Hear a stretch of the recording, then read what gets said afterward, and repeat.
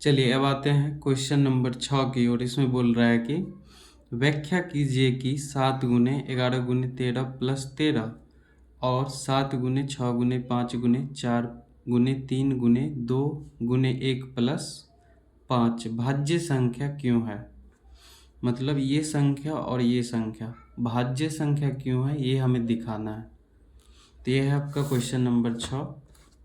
इसमें हमें भाज्य संख्या दिखाना है कि 7 गुने 11 गुने 13 प्लस 13 ये संख्या, और एक दिया गया है 7 गुने 6 गुने 5 गुने 4 गुने 3 गुने 2 गुने 1 प्लस 5, ये दोनों भाज्य संख्या क्यों है।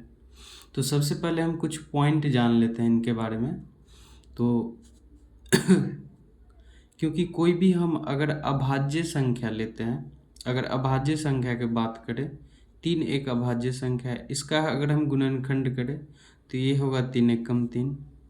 अगर 5 लेते हैं, इसका हम गुणनखंड करें तो ये हो जाएगा 5 एकम 5। 7 एक अभाज्य संख्या है, 7 का गुणनखंड करें तो इसका जब हम गुणनखंड करेंगे ये हो जाएगा 7 एकम 7। 11 एक अभाज्य संख्या है, 11 का अगर हम गुणनखंड करें तो ये हो जाएगा 11 एकम 11। तो हम देख रहे हैं कि कोई भी अभाज्य संख्या का जब हम गुणनखंड करते हैं तो उसका अभाज्य गुणनखंड सिर्फ 2 आता है। 2 गुणनफल के रूप में 2 से अधिक नहीं आता है, क्योंकि कोई भी अभाज्य संख्या का जब हम गुणनखंड करते हैं तो उसके गुणनफल के रूप में सिर्फ 2 संख्या आ रहा है, 2 संख्या। तो यहाँ से ये हम चेक कर सकते हैं। यहाँ से अगर हम एक क्या लेते हैं कि भाज्य संख्या लेते हैं, 10 एक भाज्य संख्या, अगर इसका हम गुणनफल करें तो ये यहाँ से हो जाएगा 2 पंचे 10 5 एकम 5। तो यहाँ से अगर हम कोई भी भाज्य संख्या का गुणनफल करते हैं तो उसके गुणनफल के रूप में 2 से अधिक संख्या, हमेशा 2 से अधिक संख्या ही आएगा। उसके गुणनफल के रूप में हमेशा 2 से अधिक संख्या आएगा। तो अब चलिए, तो यहाँ से हम क्या कर सकते हैं कि क्वेश्चन को आसानी से समझ सकते हैं कि जब हम अभाज्य संख्या का गुणनफल लिखते हैं तो उनके गुणनफल में 2 संख्या आता है, 2 संख्या 2 संख्या। लेकिन कोई भी अगर हम भाज्य संख्या का गुणनखंड करेंगे तो उसके गुणनफल में 2 से अधिक संख्या हमेशा आएगा, तो वो संख्या हो जाएगा भाज्य संख्या। अगर 2 से अधिक गुणनफल के रूप में आ गया गुणनखंड तो वो संख्या का हो जाएगा भाज्य संख्या। तो इसी पॉइंट से हम इस क्वेश्चन को बनाएंगे। चलिए, इस क्वेश्चन में दिया गया है पहला, तो इनका व्याख्या करना है। इसको इस प्रकार हम बना सकते हैं, 7 गुने 11 गुने का है 13 प्लस का 13। तो इसको हम इस प्रकार भी लिख सकते हैं, यहाँ से यहाँ तक में 13 इसमें भी है और 13 इसमें भी है। तो 13 को हम क्या कर लेते हैं, कॉमन ले लेते हैं। तो इसमें बच जाएगा 7 गुने, ये बच जाएगा 11 गुने, ये तो बाहर निकल गया, ये बच गया 1, ये यहाँ से भी बाहर निकल गया 13, यहाँ बच गया 1। तो यहाँ ये हो जाएगा, तो बाहर में बच गया 13, 11 सत्ते 77 और 77, और इसको 1 जोड़ देंगे तो ये हो जाएगा 78। तो ये 78 गुने का हो जाएगा। यहाँ से देख लीजिए, तो यहाँ से देख लीजिए, इसको हम क्या लिख सकते हैं, 13 गुने का, जब हम 78 का अभाज्य गुणनखंड करेंगे, देख लीजिए 78 का अभाज्य गुणनखंड, ये 2 से लगेगा, ये हो जाएगा 39, 3 से लगेगा, ये हो जाएगा 13। तो 78 को हम 2 गुने 3 गुने 13 लिख सकते हैं। 78 को हम लिख सकते हैं 2 गुने 3 गुने का 13। देख लीजिए, इतना एक क्या है, ये जो संख्या दिया गया है ये एक भाज्य संख्या है। अब क्यों है, तो इसका गुणनफल जब हम किए तो 2 से अधिक गुणनफल के रूप में हम क्या कर दिए, व्यक्त कर दिए।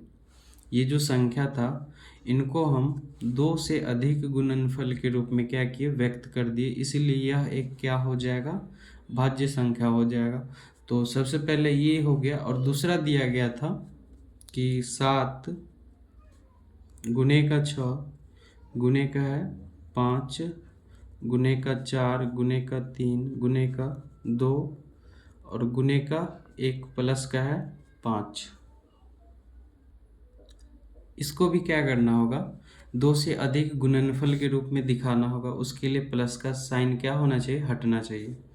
तो इसको हम क्या करेंगे, इसमें भी 5 आ रहा है और इसमें भी 5 आ रहा है, इसको हम क्या करेंगे, कॉमन को बाहर कर देंगे। तो जब हम बाहर करेंगे तो ये हो जाएगा 7 गुने 6 गुने 5 तो बाहर चला गया, यहाँ हो जाएगा 1 गुने का हो जाएगा 4 गुने का हो जाएगा 3 गुने का 2 गुने का 1 प्लस का है 5। तो कुछ इस प्रकार हम इसको लिख सकते हैं। यहाँ 5 नहीं होगा, 5 तो बाहर चला गया है, तो यहाँ भी हो जाएगा 1। तो यहाँ पर अगर हम इन सभी संख्या को देखें तो 5 गुने का हो जाएगा, इन सभी को हम गुना करेंगे तो गुना करने पर हो जाएगा 1008। 1008 में 1 जोड़ देंगे, हो जाएगा 1009। अब यहाँ देख लीजिए, यहाँ पर 2 संख्या गुणनफल है, अगर हम 1 डाल दें तो इससे भी कोई फर्क नहीं पड़ेगा। तो इसको हम लिख सकते हैं, ये भी क्या है, एक भाज्य संख्या है, क्योंकि 2 से अधिक गुणनफल के रूप में क्या है, ये व्यक्त है, इसीलिए यह भी क्या होगा, भाज्य संख्या होगा। तो हम अब लिख सकते हैं कि 7 गुने 11 गुने 13 प्लस 13 और दिया गया था 7 गुने 6 गुने 5 गुने 4 गुने 3 गुने 2 गुने 1 प्लस 5 1 प्लस 5, जो ये भी दिया गया है, क्या है, ये दोनों भाज्य संख्या है, क्योंकि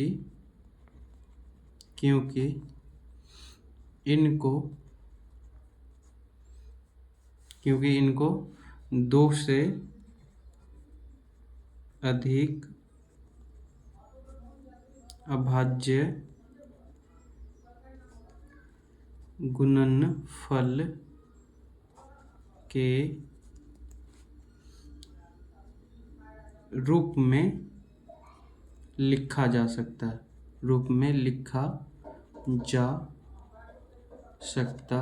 है, तो वही हम लिखे हैं कि इतना और इतना दोनों क्या है, भाज्य संख्या है, क्योंकि इनको 2 या 2 से अधिक अभाज्य गुणनफल के रूप में क्या कर सकते हैं, लिख सकते हैं।